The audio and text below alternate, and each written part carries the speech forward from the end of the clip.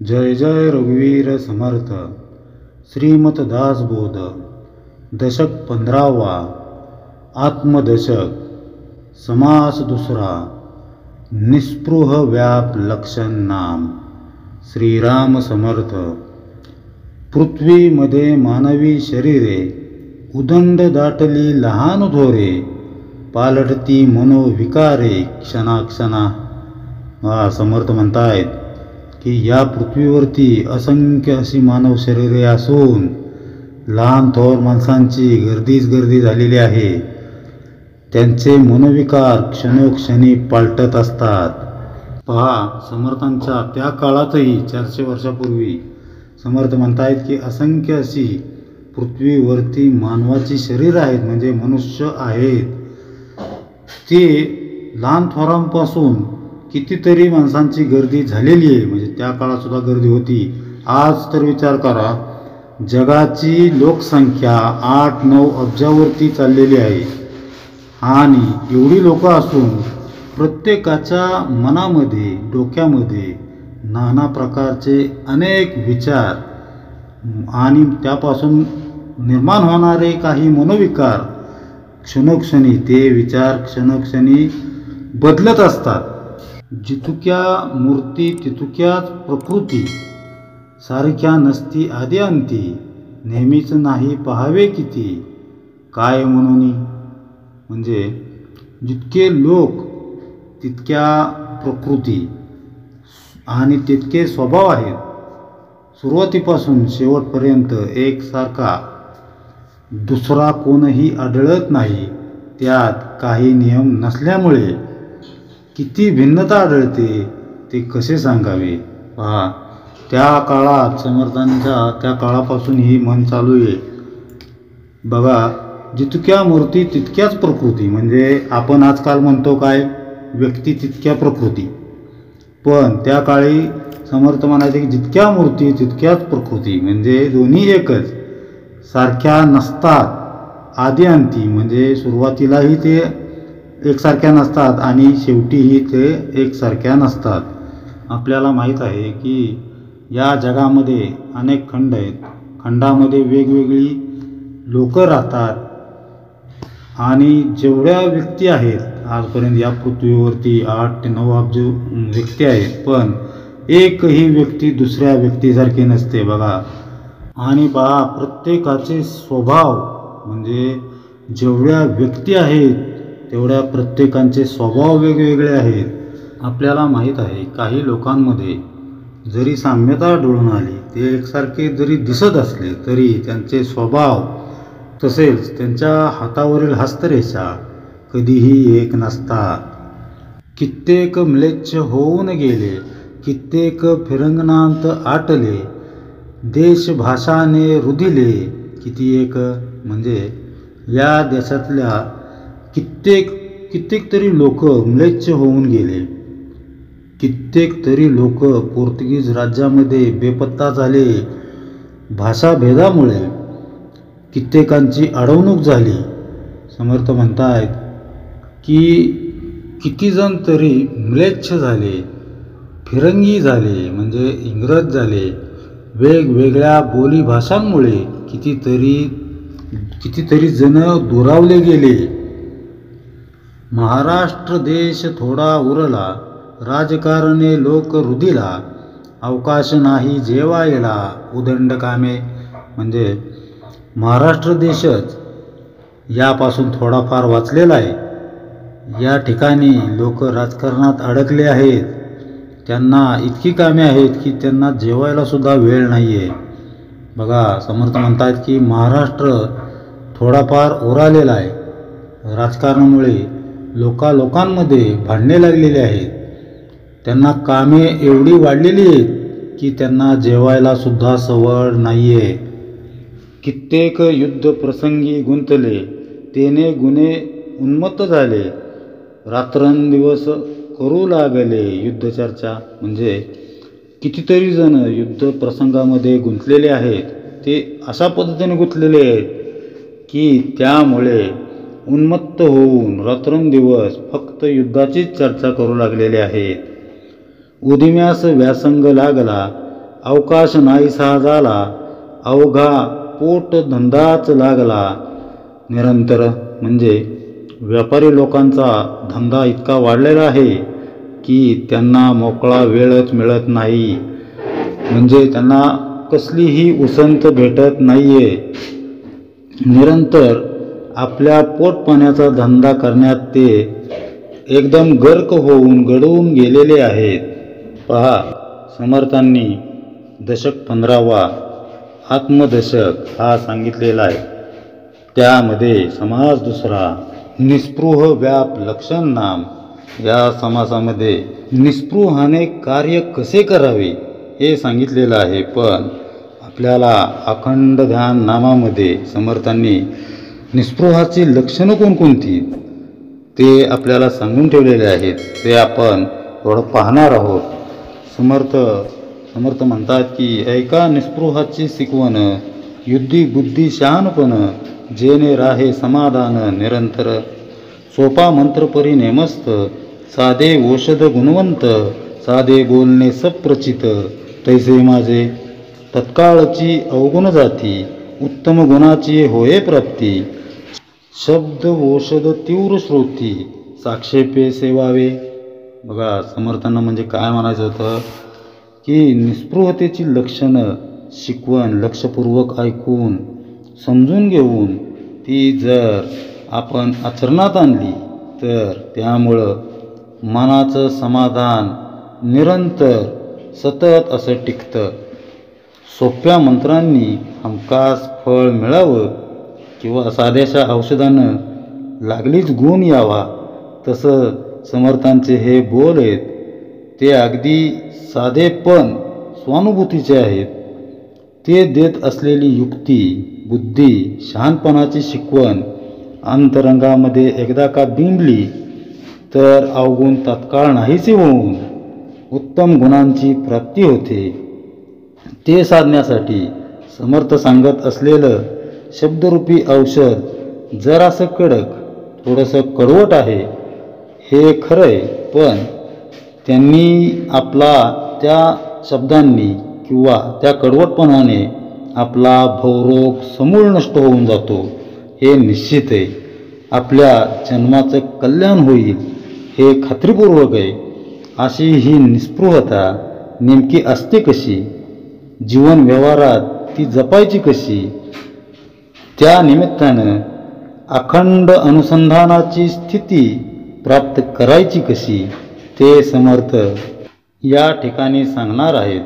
समर्थांचे शब्द अत्यंत सोपे जरी असले तरी आचरणात आणायला ते तितकेच अवघड आहेत. आपण बघूया आपल्या कृतीमध्ये ते कितपर्यंत उतरतंय. निस्पृहता ही अखंड ध्यानाची परिपक्व अशी अवस्था आहे. किती वेळ साधन केलं किंवा आपली जपसंख्या किती झाली हे महत्त्वाचं नसून अखंड ध्यानाद्वारे कृत्यंतर होणं, कृतीमध्ये सकारात्मक बदल होणं अधिक महत्त्वाचं आहे. नाहीतर निस्पृहता जास्तीत जास्त किती काळापर्यंत आपण टिकवून ठेवू शकतो यावर अखंड ध्यान आपल्याला किती साधले याचा अंदाज बांधता येऊ शकतो. परमार्थामध्ये निस्पृहता म्हणजे ठराविक वेळेपर्यंत किंवा विशिष्ट कालावधीसाठी असणारी स्थिती असा अर्थ अभिप्रेत नसून ती संपूर्ण जीवनाला सर्व काळ व्यापून उरणारी अवस्था असली पाहिजे असा त्याचा व्यापक असा अर्थ आहे. बघा, आपण एक उदाहरण जर पाहिलं तर खूप मोठा असा एखादा डॉक्टर असतो. तो त्याच्या क्षेत्रामध्ये डॉक्टरकी पेशामध्ये अतिशय माहेर जरी असला तरी आपल्याला आणि त्याला दोघांनाही दिवसाचे 24 तासच असतात. पण तो खूप मोठा डॉक्टर असला म्हणून तो डॉक्टरच असत नाही. फक्त तो कुणाचा तरी नवरा असतो, कुणाचा तरी तो मुलगा असतो, कुणाचा बाप असतो, तर एखाद्याचा तो मित्र असतो. हे जसं डॉक्टर या पेशाबद्दल झालं तसंच ते इतरांच्या बाबतीतही लागू होतं. म्हणजे कोणी इंजिनियर असेल, कोणी कोणत्याही पेशावर नोकरदार असेल, व्यावसायिक मनुष्य आहे जरी घेतला, शेतकरी जरी घेतला, तर प्रत्येकाच्या बाबतीत हीच परिस्थिती असते. तर त्याच्या व्यवसायाच्या भूमिकेमध्ये तो अखंड राहत नाही हे आपल्याला ठाऊक आहे. म्हणजे कोणीही असो, इंजिनियर जरी असला तो सतत इंजिनिअरिंगचं काम करू शकत नाही. तो घरी येऊन इतरांच्यामध्ये मिसळून, नातेवाईकांमध्ये मिसळून मग पुन्हा रिफ्रेश होऊन पुन्हा कामावरती जाणार, असा हा प्रवास आहे. पण समर्थांचा महर्त अर्थामध्ये उत्तम पुरुष मात्र जागृती, स्वप्न, सुषुप्ती या जीवनाच्या तीनही अवस्थांमध्ये म्हणजेच दिवसाचे 24 तास निस्पृह स्थितीतच आढळतो, हे ध्यानात ठेवलं पाहिजे.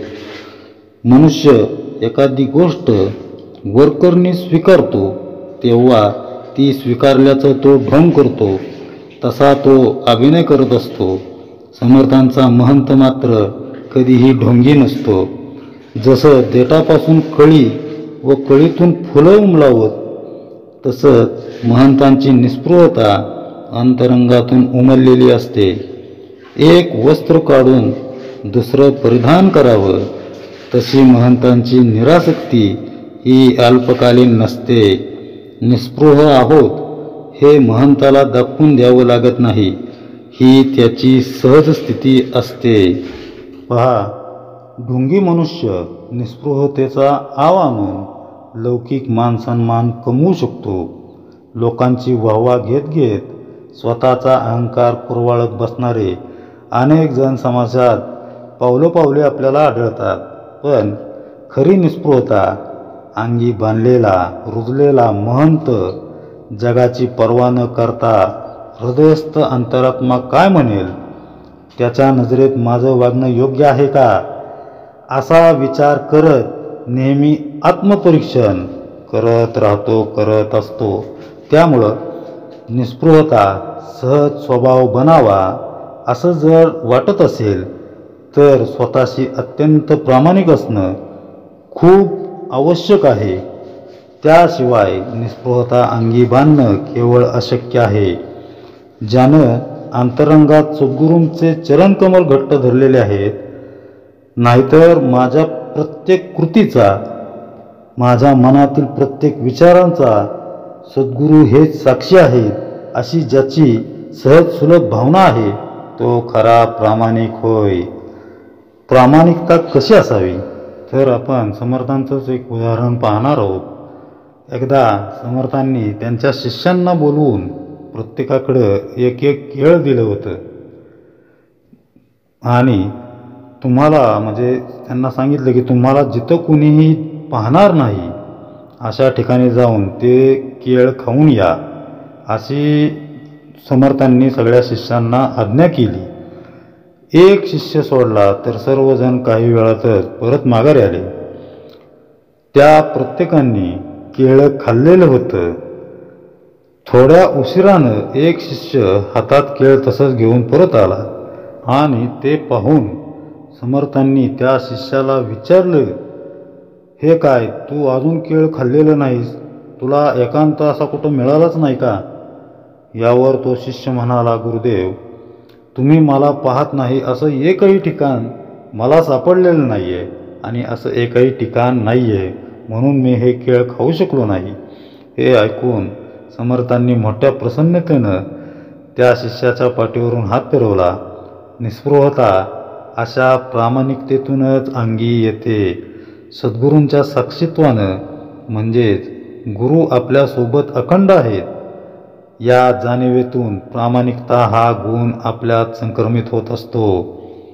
नामस्मरण, सद्गुरूंचं अखंड ध्यान, त्यांची अस्तित्व भावना या सर्व भावनेद्वारे निस्पृहता हृदयात उगम पावते. अशी निस्पृहता जीवनाच्या प्रत्येक अंगाला स्पर्श करून जात असते.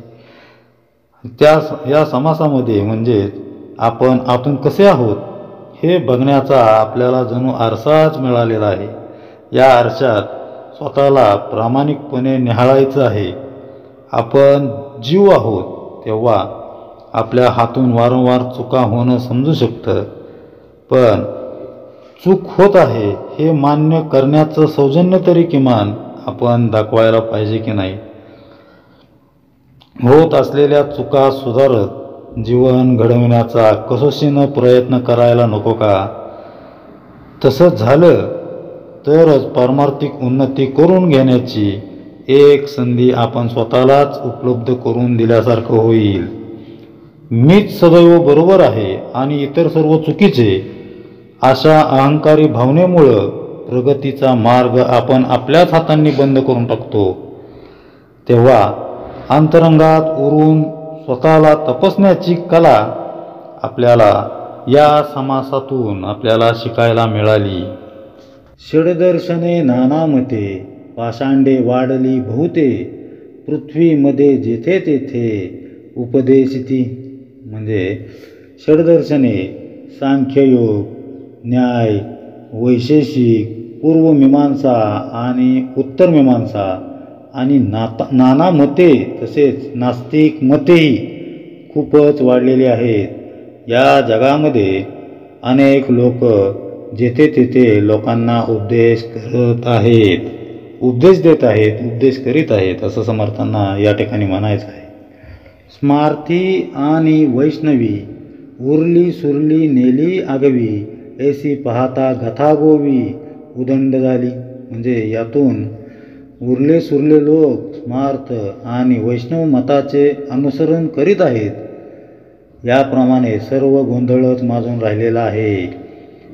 कित्येक कामनेचे भक्त ठाई ठाई झाले आसक्त, युक्त अथवा अयुक्त पाहतो कोण. म्हणजे कित्येक सकाम भक्ती करणारे आहेत, ते निरनिराळ्या विषयामध्ये आसक्त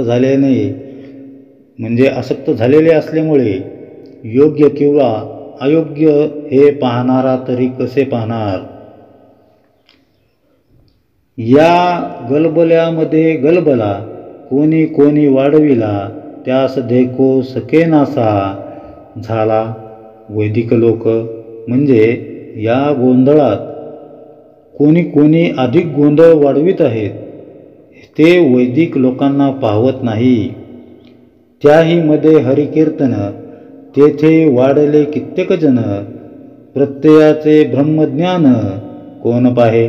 म्हणजे त्यामध्येही हरिकीर्तनाकडे अनेक लोक आकर्षित होत आहेत. त्या ठिकाणी अनुभवाच्या ब्रह्मज्ञानाचा विचार कोण करतं. या कारणे ज्ञान दुर्लभ, पुण्य घडे अलभ्य लाभ, विचारवंता सुलभ सकळ काही. म्हणजे यामुळे ज्ञान दुर्लभ झालेले आहे. जो पुण्यवान असेल त्यालाच ज्ञानाचा अलभ्य असा लाभ होतो, विचारवंतांना मात्र सर्व काही सुलभ होते. बघा, या समासाबरोबरच आपण निस्पृहाची लक्षणं कोणकोणती ते आपण पाहत आहोत. निस्पृह पुरुषानं कोणते गुण अंगीकारावेत ते सांगताना समर्थ सर्वात पहिल्यांदा स्त्री आणि पैसा या दोन विषयांवर त्यांची परखड अशी मतं व्यक्त करत आहेत. स्त्री याचा अर्थ इथं विकृत कामवासना किंवा भोगेच्छा असा घ्यायचा आहे.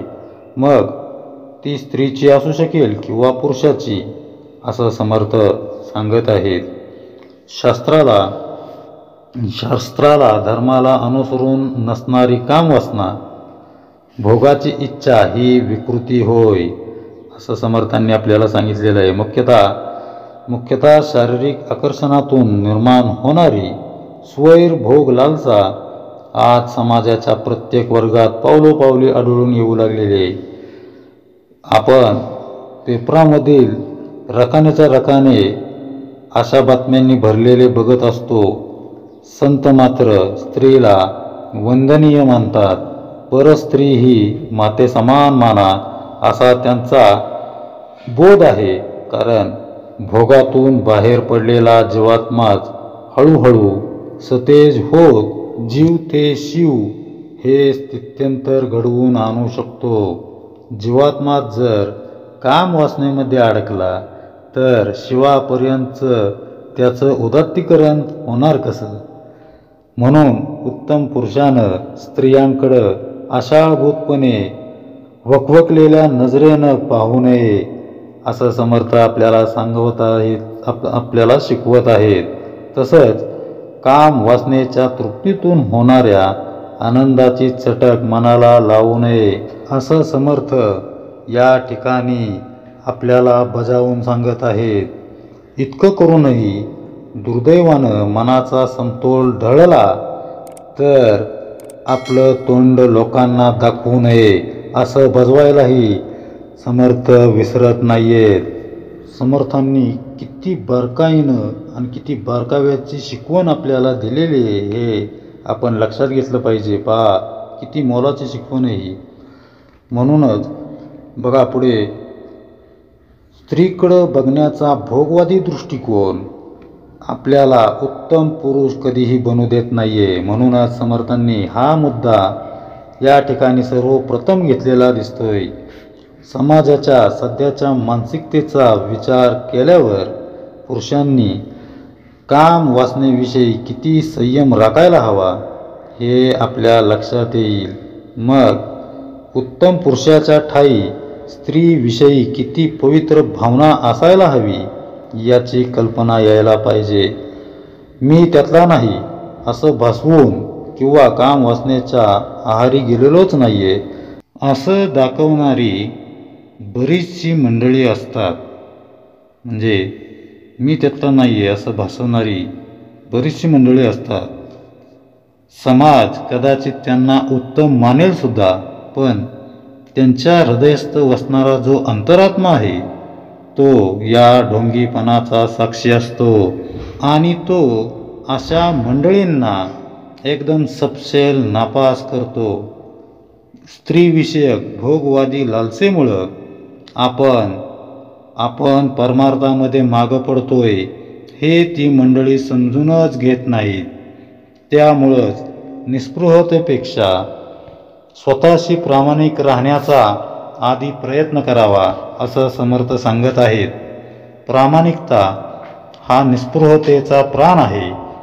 म्हणूनच समर्थ अगदी तळमळून प्रामाणिकतेचा आग्रह धरत आहेत. हे एक मोठं अग्निदिव्यच आहे. त्यातून गेल्याशिवाय भोग लालसेच्या चिखलातून निरीच्छारूपी कमलपुष्प उमलणारच नाही असं समर्थांनी जाणीवपूर्वक सांगितलेलं आहे. समर्थ पुढे म्हणतात, विचार कळला सांगता नये, उदंड येती अंतराये, उपाय योजिता अपाये. आडवे येती म्हणजे विचार आपल्यापुरता कळतो पण तो दुसऱ्याला सांगता येत नाही. त्यातही अनेक विघ्न येतच असतात. उपाय करायला गेलं तर अपायच घडत असतो. बघा समर्थ म्हणतायत की प्रत्येकाला आपापलं हित हे समजत असतं, प्रत्येकाला हित कळतं, ते दुसऱ्याला सांगता येत नाही.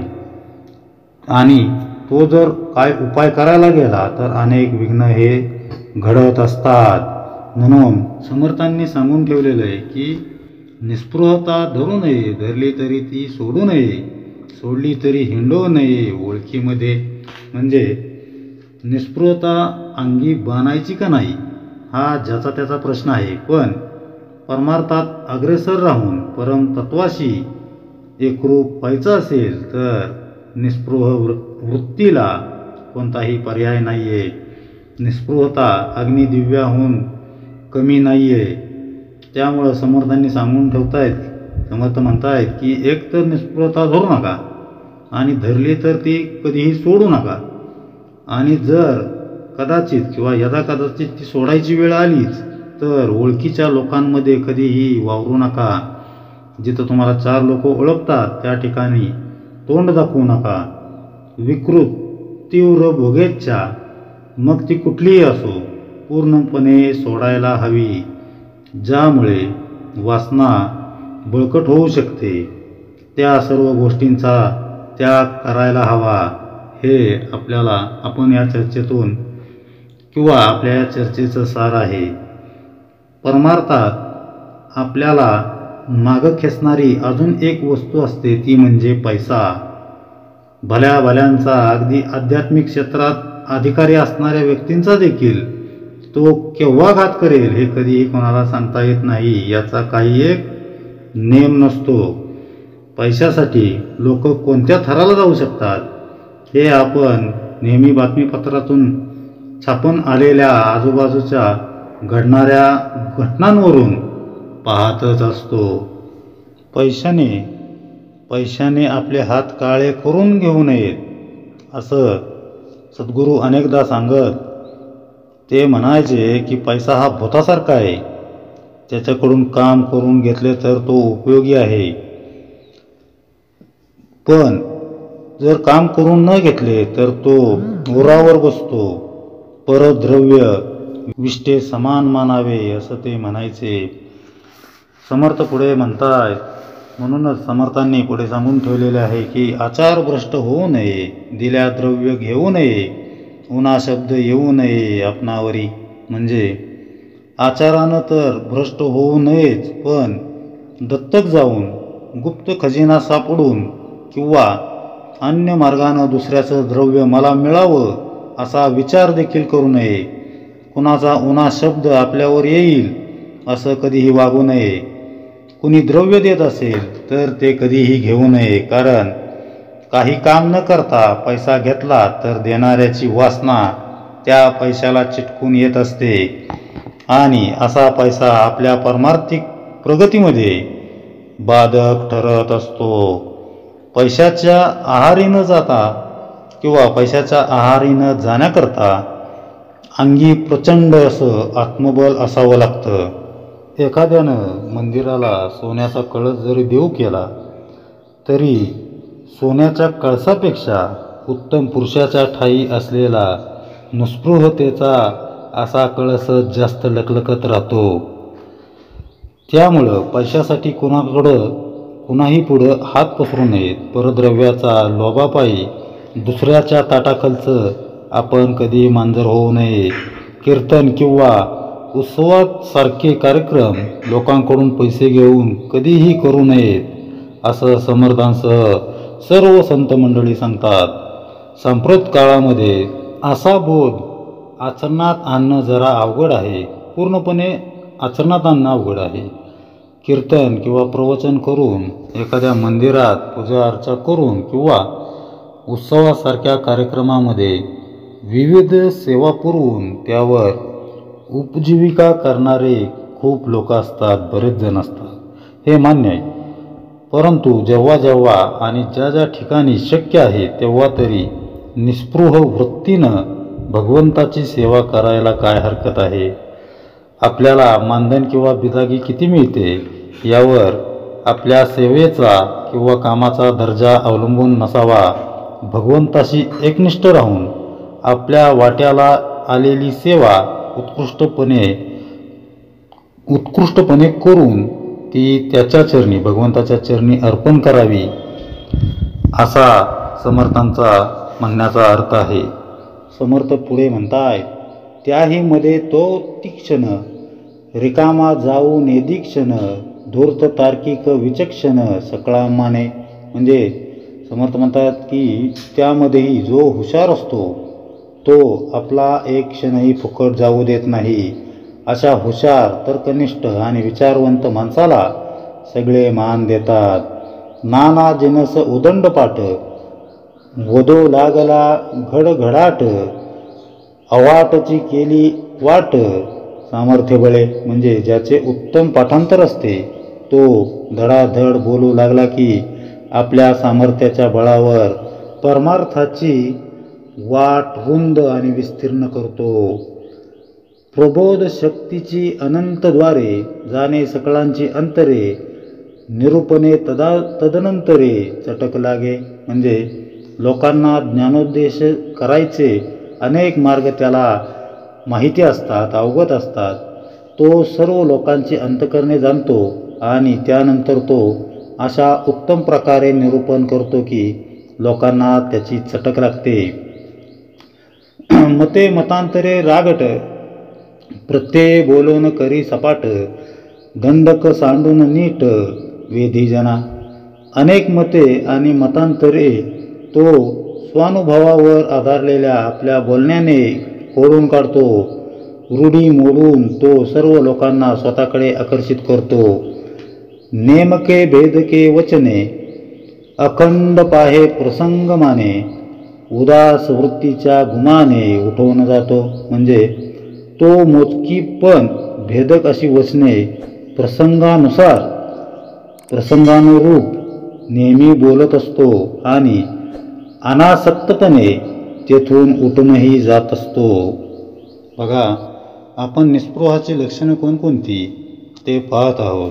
समर्थांनी अखंड ध्यानमध्ये सांगितलेलं आहे की लक्षणांमध्ये सांगताना करुणा कीर्तन सोडू नये, अंतर्ध्यान मोडू नये, प्रेमतंतू तोडू नये सगुणमूर्तीचा.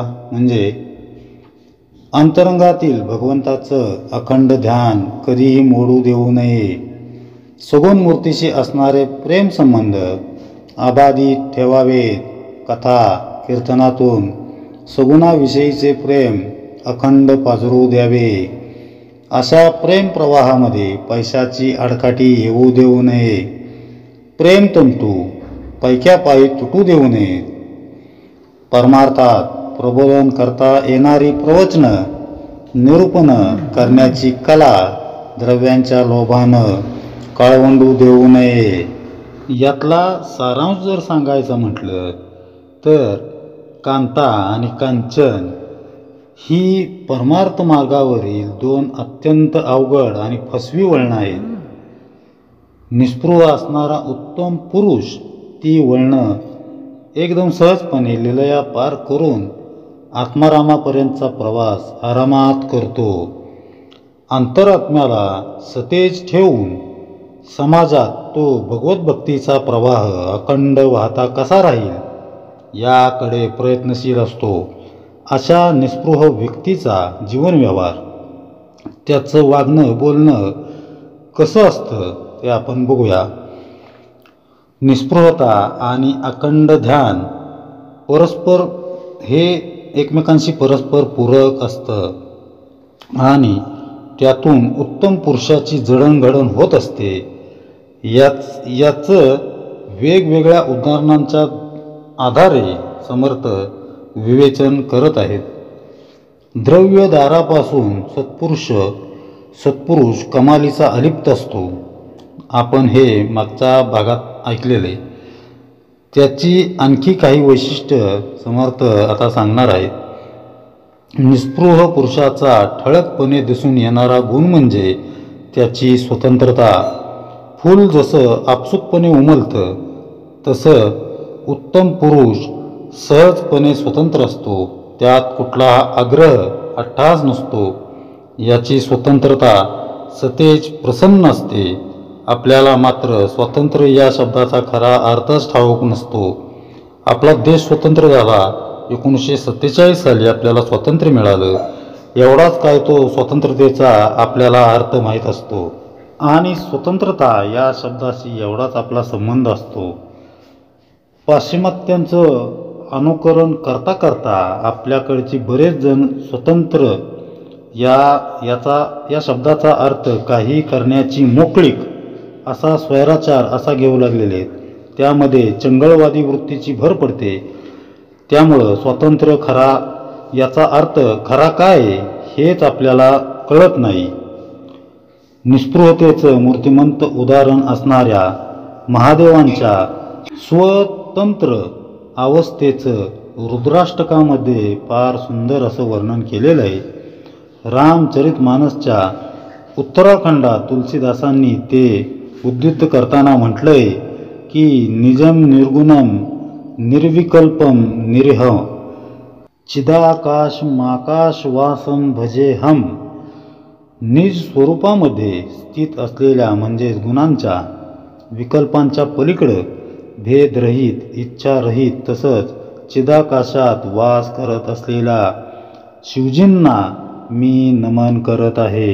निजम म्हणजे जो स्वस्वरूपात रममान आहे, जो दृश्याच्या आसक्तीच्या बंधनात अडकलेला नाहीये, आनंदासाठी जो दुसऱ्यावर अवलंबून नाही, असा प्रभू श्री शंकर खरा स्वतंत्र होय.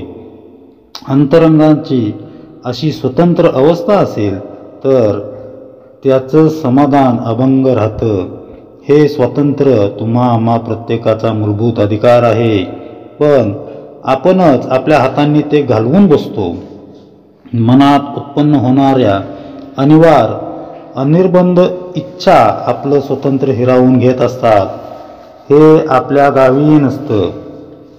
समर्थ पुढे म्हणतात, प्रत्यय बोलून उठवून गेला, चटक लागली लोकांना, नाना मार्ग सांडून त्याला शरण येती. म्हणजे आपल्या अनुभवाच्या आधारे तो बोलत असल्याने अनेकांना त्याचे निरूपण ऐकण्याची चटक लागते. इतर नाना मार्ग सोडून ते त्यालाच शरण येतात. तरी तो कोठे आढळेना, कोणे स्थळी सापडेना, वेश पाहता हीन दिन सारिखा दिसे. म्हणजे त्याचा शोध घेऊ लागले की तो कुठेच दिसत नाही, कुठल्याच स्थळी सापडत नाही, कुठल्याच ठिकाणीही सापडत नाही. त्याचा वेश पाहिला तर तो अगदी हीन दिन माणसासारखा दिसतो. उदंड करी गुप्त रूपे, भिकारिया सारिका स्वरूपे, तेथे यश कीर्ती प्राप्त प्रतापे सीमा सांडली. म्हणजे तो स्वरूपाने भिकाऱ्यासारखा दिसतो, गुप्त रूपाने उदंड कार्य करत असतो, पण वास्तविक त्याच्या यश कीर्ती प्रतापाने सीमा ओलांडलेली असते. ठाई ठाई भजन लावी, आपण तेथून चुकावी, मच्छर मतांची गोवी लागोच नेदी. म्हणजे ठिकठिकाणी तो लोकांना भक्तिमार्गाला लावतो आणि आपण तेथून निघून जातो. मतांच्या गोंधळात तो जराही गुंतून राहत नाही. सोनाळामध्ये जाऊन राहे, तेथे कोणीच न पाहे, सर्वत्रांची चिंता वाहे सर्व काळ. म्हणजे तो ज्या ठिकाणी त्याला कोणी पाहणार नाही अशा कडेकपारीला जाऊन राहतो, पण तेथे त्या अशा ठिकाणी राहून सुद्धा तो सर्वांची काळजी करीत असतो. अवघड स्थळी कठीण लोक, तेथे राहणे नेमक, सृष्टीमध्ये सकळ लोक धुंडीत येती. म्हणजे ज्या ठिकाणी जंगली लोक असतात अशा अवघड ठिकाणी तो नेमका जाऊन राहतो, पण जगातील लोक तिथेही त्याला शोधत येतात. बघा, निस्पृहाचे व्याप आणि निस्पृहाचे कार्य कसे असावे हे आपल्याला समर्थ सांगत आहेत. समर्थ म्हणतायत की प्रापंचिक कामनांसाठी भक्ती करणाऱ्यांची तर गणतीच नाही आहे. योग्य काय आणि अयोग्य काय याचा विचार करणार तरी कोण? वैदिक मार्ग तर कुणाला आवडेनासा झालेला आहे. त्यामध्ये कीर्तन भजन यांना गर्दी होते खरी, पण प्रचितीसहित ब्रह्मज्ञान मात्र कुणालाही नको आहे. म्हणून खरे ज्ञान दुर्लभ असून त्याचा लाभ होण्यासाठी पदरी पुण्यच असले पाहिजे. जो सूक्ष्म विचार करून पाहिल त्याला मार्ग सुलभ आहे, पण अशा विवेकी मनुष्याला उपाय सापडला तरी करता येत नाही. अनेक अडथळे उत्पन्न होतात. असा मनुष्य समजा भाग्याने भेटला तर त्याच्या पुढे सगळे निरुत्तर होतात. लोक त्याला शोधत फिरतात, पण तो मात्र उदासीनपणे कुठेही भटकत राहतो, कुठेही कड्याकापरीला जाऊन राहतो. त्याचा वेश देण्यासारखा असतो, भिकाऱ्याप्रमाणे वागतो. जनसंपर्क सोडून दूर एकांतात तो कुठेतरी राहतो. पुष्कळांना तो सन्मार्गाला लावतो, पण ते सर्व काही गुप्तपणे. समर्थ निस्पृहाची लक्षणं सांगताना म्हणतायत की भोगी मन असू नये, देह दुःखे त्रासू नये, पुढे आशा धरू नये जीवित्वाची. म्हणजे आपल्या पारतंत्र्याची कारणच या ओवीमध्ये समर्थांनी सांगितलेली आहेत. आपल्या मनाला सतत सुखाची आस लागून राहिलेली असते. कायम सुख कसं मिळेल याशिवाय दुसरा कोणताही विचार आपल्या मनाला शिवत नाही. अशा सुख लालसेपोटी अनेकदा आपली ओसळल्यासारखी अवस्था होते. बघा, मालक नोकरावर अनेकदा विनाकारणच चिडतो. दुसऱ्याचा राग हाताखालच्या सहकार्यावर काढला जातो. काही वेळेस कित्येक वेळा अपमानही सहन करावा लागतो. अर्थात अशा घटना सरसकट होत नाहीत, पण अपवादात्मक असतात हे खरं. पण तसं घडूनही आपण नोकरी किंवा कामधंदा लगेच लागलीच सोडून देत नाही. अशा प्रसंगी आपण ओशाळतो, कारण ताबडतोब नोकरी धंदा सोडून दिला तर अर्थार्जन थांबेल आणि पैशाअभावी आपल्या देहाचं सुख ओसरेल ही भीती आपल्या मनात कायम असते. म्हणजेच देहसुखाच्या संकुचित कोशातून आपण बाहेर पडू इच्छित नाही. तेच आपल्या पारतंत्र्याचं खरं कारण असतं. थोडंसंही देहदुःख आपल्याला सहन होत नाही. देहतापानं आपण लगेचच हतबल होतो, निराश होतो. देहदुःखाला न कंटाळणं हे निस्पृहाचं लक्षण असल्याचं समर्थ सांगतायत. ज्या स्थितीत भगवंतानं आपल्याला ठेवलं आहे त्या स्थितीत आनंदानं राहायला शिकलं पाहिजे.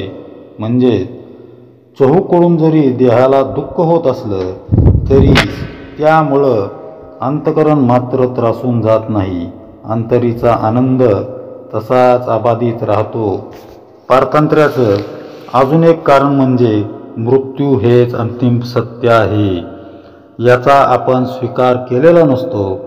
अहोरात्र सुखाची अपेक्षा, देहदुःखानं त्रस्त मन व आणखीन जगण्याची अभिलाषा, इच्छा आपल्याला पारतंत्र्यात ढकलतात. तसं न होण्यासाठी निस्पृहता अंगी बांधणं खूप गरजेचं, खूप अगत्याचं ठरतं.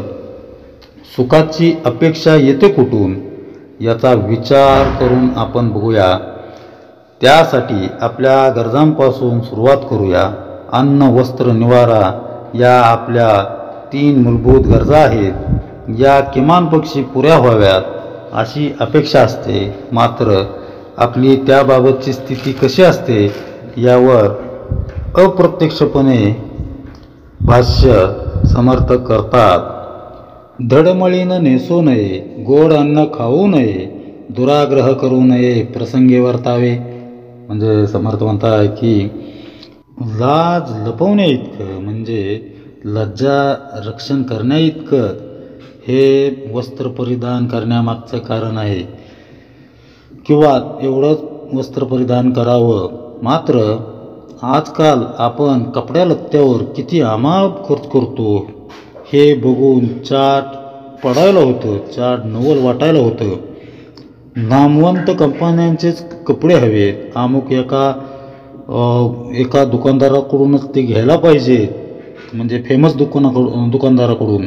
अशा अनेक गोष्टी, अशा अनेक अटीतटींवर वस्त्रप्रवरणांची म्हणजे कपडे खरेदी विक्री केली जातात. लज्जा रक्षणाऐवजी झप्पक कपड्यांद्वारे आपला प्रभाव दुसऱ्यावर कसा पडेल याकडंच सगळ्यांचा, बहुतेकांचा कटाक्ष असतो. उंची, महागड्या वस्त्रांपायी लोकांनी वाहवा करावी यासाठी अनाठायी खर्च आपण करतो. माता भगिनींची तर गोष्टच वेगळी आहे. कितीही साड्या आणल्या असल्या तरी नेसण्याच्या वेळी एकही चांगली साडी दिसत नाही. हे त्याचं पालोपट ठरलेलं असतं. अशा अवास्तव अपेक्षांमुळंच अंतरीचं स्वातंत्र्य आपण गमावून बसतो. या पार्श्वभूमीवर समर्थांची कपड्यांबाबतची, वस्त्रांबाबतची अपेक्षा खूपच माफक आहे. ते सांगताय की वस्त्र धड असावं आणि ते मळलेलं नसावं. आपली जी गोष्ट वस्त्रांबाबत तीच अन्नाबाबतीतही असते. गोड अन्न खाऊ नये या समर्थांच्या सांगण्याचा अर्थ गोड अन्न काय पूर्णपणे वर्ज करावे असा नसून जे अन्न आपल्याला मिळेल ते भगवंताचा प्रसाद मानून गोड करून घ्यावे. बघा, संतांचं सांगणं आहे की आज तुम्ही श्रीखंडपुरी खा, पण उद्या चटणी भाकरी खाण्याची वेळ आली तर श्रीखंडपुरीची आठवण काढून आसवड ढासळत बसू नये. जिभेला जे रुचेल तेच खाईन, म्हणजेच खाईन तर तुपाशी, नाहीतर उपाशी राहीन, अशी आपली धारणा कधीही असू नये. समर्थ काय आणि इतर संत काय, ते आणलेले मादुकरी म्हणजे मागून आणलेली भिक्षा एका कपड्यात बांधून पाण्यात धुवायचे त्याचे 3 वाटे करायचे.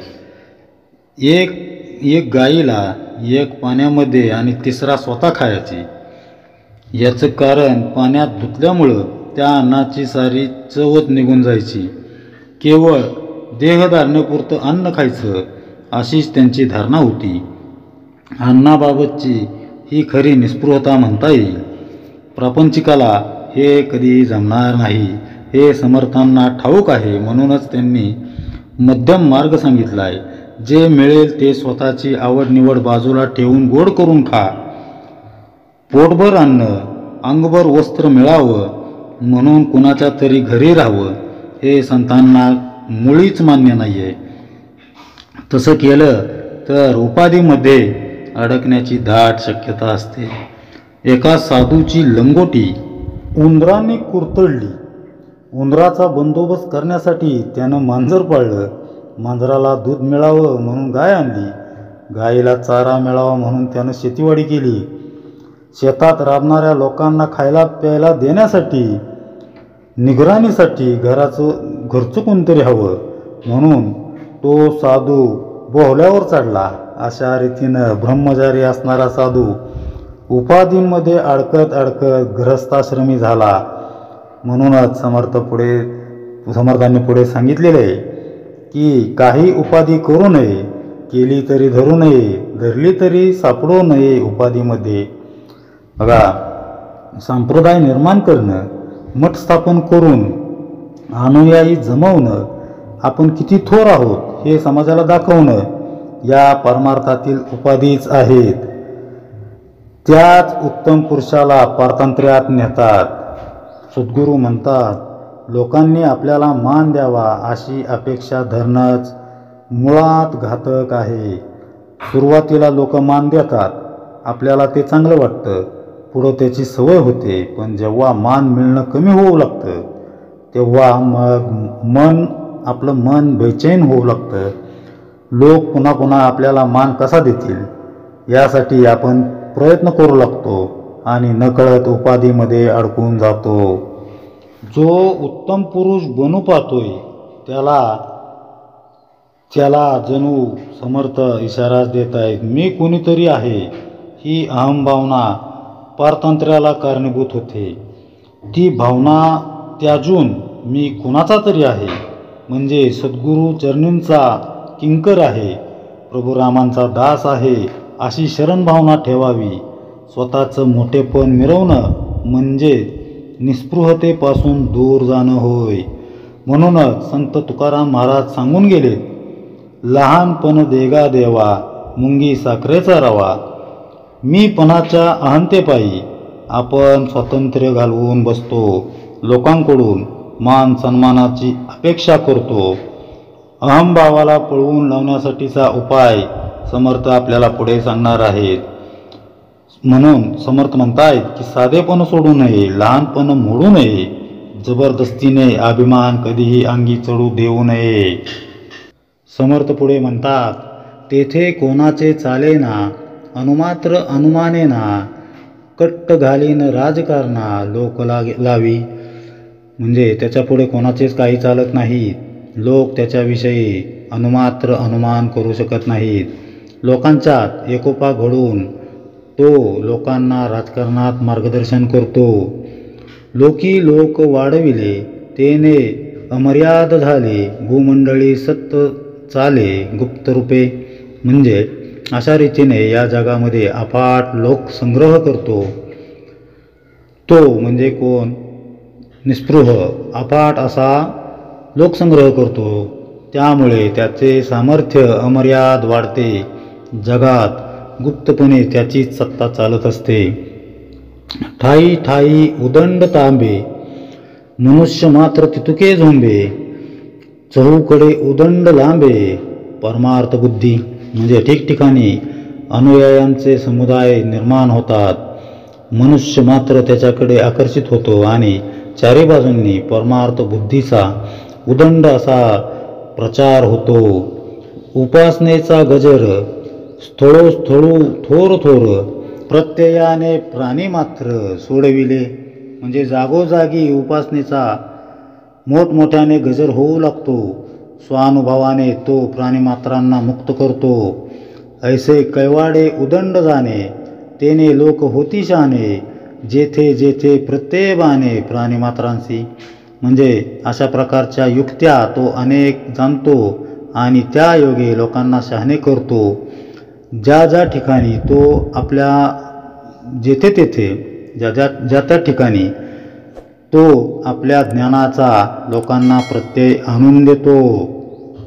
बघा, निस्पृहांचे लक्षणं सांगताना समर्थांनी सांगून ठेवलेले आहे की उत्तट शब्द बोलू नये, इंद्रिये स्मरण करू नये, शाक्त मार्गे भरू नये, मुक्तपणे बरी.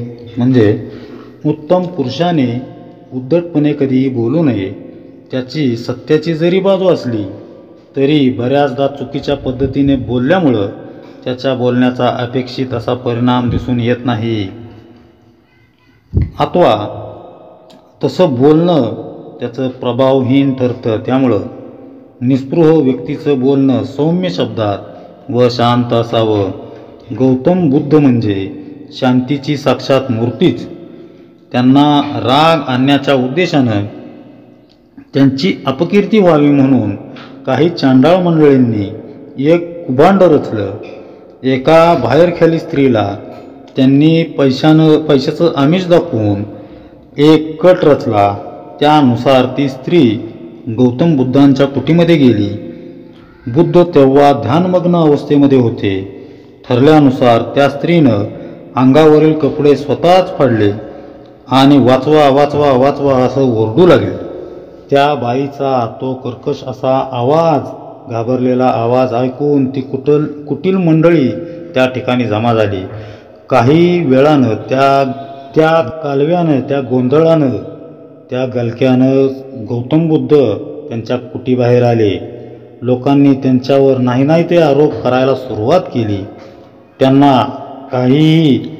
त्यांना अथवा तद्वा बोलू लागले, काहीही बोलू लागले. ते ऐकून आपल्यासारखा सामान्य मनुष्य रागानं लालेलाल झाला असता. पण गौतम बुद्ध अत्यंत शांतपणे म्हणाले, सत्य काय आहे ते त्या बाईंना आणि मलाच माहीत आहे. इतरांना ते सांगण्याची काहीही आवश्यकता नाही आहे. असं म्हणून ते शांतपणे त्यांच्या पुढच्या कामासाठी निघाले. बुद्धांचे शांत आणि गंभीर स्वर त्या बाईच्या मनावर खोल परिणाम करून गेले. लाजील वृत्तीनं खजील होऊन त्या बाईनं बुद्धांचे पाय धरले. घडलेला प्रसंग सर्वांसमोर त्या स्त्रीने कथन केला आणि गौतम बुद्धांची माफी मागितली. उत्तम पुरुषाची नीती सत्याचरणाची अशी ही उच्च अवस्था असते, हे सर्वांनी ध्यानात ठेवलं पाहिजे. याच पद्धतीनं संत तुकाराम महाराजांच्या बाबतीतही अशीच घटना घडली होती. गावातल्या टवाळ मंडळींनी मंजुळा नावाच्या बाईला, एका स्त्रीला संत तुकाराम महाराजांशी लगट करण्यासाठी किंवा त्यांची काहीतरी खोड करण्याच्या हेतूनं त्यांच्या खोलीमध्ये पाठवलं आणि त्या स्त्रीनं अगदी थेट जाऊन संत तुकाराम महाराजांच्या मांडीवरतीच ती जाऊन बसली. ते पाहून संत तुकाराम महाराजांनी डोळे उघडले आणि पाहिलं तर ही स्त्री आपल्या मांडीवरती बसलेली. मग ते त्या स्त्रीला उद्देशून म्हणाले, अरे बाळा, एवढी का तुला वडिलांची आठवण आली म्हणून तू माहेरी आली? आपल्या वडिलांची तुला खूप आठवण येत असेल म्हणून तर तू डायरेक्ट माझ्या मांडीवरती येऊन बसली. एवढं ऐकून ती मंजुळा नावाची स्त्री अतिशय खजील झाली, अतिशय लाजली आणि तिनं संत तुकाराम महाराजांचे पाऊल धरले, चरण धरले आणि माफी मागितली. आणि तिनं घडलेला सर्व वृत्तांत सर्व गावाला सांगितला. पहा, निस्पृह व्यक्तीला इंद्रिय सुख उपभोगण्याची इच्छाच होत नाही. निरासक्त झालेला हा उत्तम पुरुष केवळ परोपकारासाठी, लोकांना भगवंत सन्मुख करण्यासाठी जगत असतो. शाक्त मार्गानं जाऊन स्वच्छंदपणे वागावं किंवा मोक्ष प्राप्ती करून घ्यावी अशी देखील त्यांची इच्छा होत नाही. त्यामुळं अशा व्यक्तींच्या ठायी निर्भयावस्था सहजपणे असते. समर्थ पुढं सांगतायत की निस्पृह व्यक्तीनं जिथं प्रपंचाचं प्रस्थ असेल अशा ठिकाणी म्हणजे श्राद्ध, पक्ष, बारस, नवस, व्रत, उद्यापन अशा प्रसंगी उपस्थित राहू नये. त्याचबरोबर द्रव्य घेऊन द्रव्याच्या मोबदल्यात पूजा अर्चा कधीही करू नये. बिदागी घेऊन कीर्तन निरूपण करणं, कुणाकडून धन घेऊन तीर्थयात्रेला जाणं टाळावं. त्यानं स्वतःला समाजापासून एका ठराविक अंतरावर ठेवून अंतरीची निस्पृहता कटाक्षानं सांभाळावी असा उपदेश समर्थ निस्पृहाला करत आहेत. उत्तम पुरुषाचा अजून एक गुण म्हणजे त्याची सम्यकता. तो सर्व अवस्थांमध्ये स्वतःला समान अंतरावर ठेवतो. एका विशिष्ट अवस्थेत आपण त्याला बांधू शकत नाही. त्याच्या या सम्यक स्थितीचं गमक काय ते आपण पाहूया. विशिष्ट तत्वांचा समाजावर भडीमार करणारे काही संप्रदाय आहेत. आमच्या पद्धतीने गेला तरच तुम्हाला भगवंत प्राप्ती होईल, बाकीचे सर्व मार्ग चुकीचे आहेत असं त्यांचं सांगणं असतं, आग्रही मत असतं.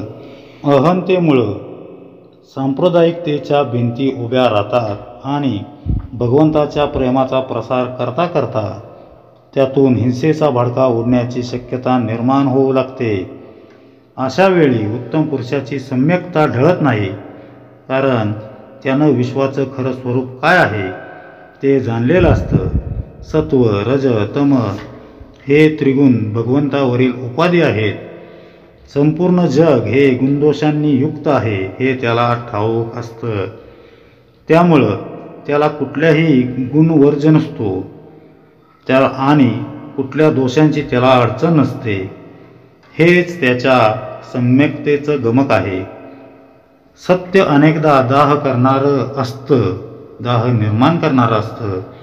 प्रत्येक विवेकाच्या मदतीनं उत्तम पुरुष समयसूचकता दाखवून प्रसंगानुरूप सम्यकतेनं परिस्थिती हाताळत असतो.